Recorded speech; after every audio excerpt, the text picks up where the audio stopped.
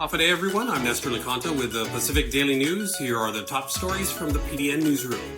The Guam Department of Education aims to have most of its roughly 26,000 students back to in-person classes at their own campus by September 30, Education Superintendent Eric Swanson said Tuesday.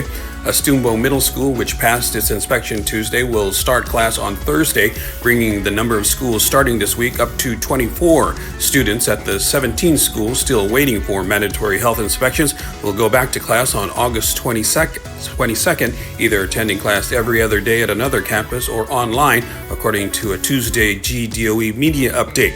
At least two schools, FB Leon Guerrero Middle School and Okudu High School, will go online, and other schools are likely candidates for online learning, Swanson confirmed Tuesday, but he said GDOE does not want to keep students in online learning or attending classes on alternating days for longer than 2 months. In other news, the Guam Housing and Urban Renewal Authority Board on Tuesday approved the write-off of some $96,000 worth of past due rental payments deemed uncollectible. That amount is what's due from 44 GHURA tenants whose leases were terminated between 2022 and 2024 based on board meeting documents. GHURA provides affordable housing to low-income residents. Leases were terminated for a variety of reasons, ranging from tenants dying, making too much income to qualify, or damaging their rental unit. In one case, a woman was found to have removed the screen door and turned it into a barbecue pit, according to information shared with the GHURA board Tuesday. A large number of tenants also moved off island or had their leases terminated because of utility disconnections, which are serious health and safety violations, according to GHURA Executive Director Elizabeth Napoli. Uncollected amounts range from less than $50 to as much as $11,600 in the case of one tenant. And finally, it will be more than a month before the matter between Senators Thomas Fisher and Telo Taitague will be settled in the Superior Court of Guam following a status hearing in front of Judge Dana Gutierrez on Tuesday. The two are in court because of a Freedom of Information Act request that Fisher submitted to Taitague, handwritten and delivered during legislative session on June 28th. Fisher asked for screenshots of text messages between Taitague and Attorney General Douglas Moylan regarding a bill before the legislature. Fisher later found his note in the trash can. He then retained attorney Rachel Taimanyao Azuzu, who served Taitague with a writ of mandamus 2 weeks later. The Guam Election Commission on Tuesday night denied multiple voter residency challenges in the Hagåtña Republican mayoral primary election, despite recommendations from their legal counsel Vincent Camacho to approve them.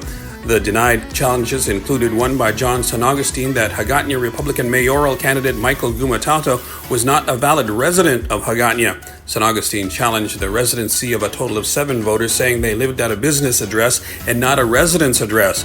Camacho, GEC counsel, recommended approving the challenge, but a majority of election commissioners denied the challenge. The commission also denied 14 voter residency challenges by Hagåtña Republican mayoral candidate Jovina San Agustin. Her challenge was that their declared residence was an apparent abandoned structure that was damaged during Typhoon Mawar.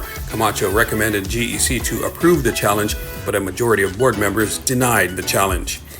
In other news, Bintenson Simina, the driver of the alleged stolen vehicle that crashed into Guam Auto Spot showroom in Hagåtña on Saturday, is being held at the Department of Corrections on $10,000 cash bail, even as family and friends of 2 of the 6 injured victims have started a medical fundraiser. They are a husband and wife who were at the showroom at the time of the incident. The husband was trying to surprise his wife with a vehicle purchase.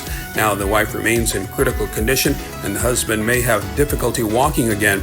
A total of 6 individuals were injured and sent to the hospital that day. And finally, Guam's fastest street legal car was parked in front of the Guam Congress building in Hagåtña on Tuesday as a reminder to lawmakers that motorsports enthusiasts are still waiting on legislation to reopen the Guam Raceway Park in Gigo. Guam Motorsports Association spokesman John Birch Jr. said. Birch, who parked the car next to the sidewalk by the Congress building that also fronts the cathedral early Tuesday morning, said they haven't heard anything back since after the election.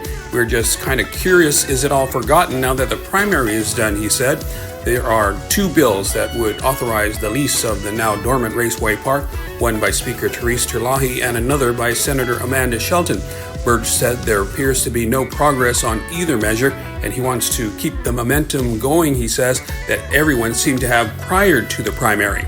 For more of these stories, go to GuamPDN.com and follow us on social media.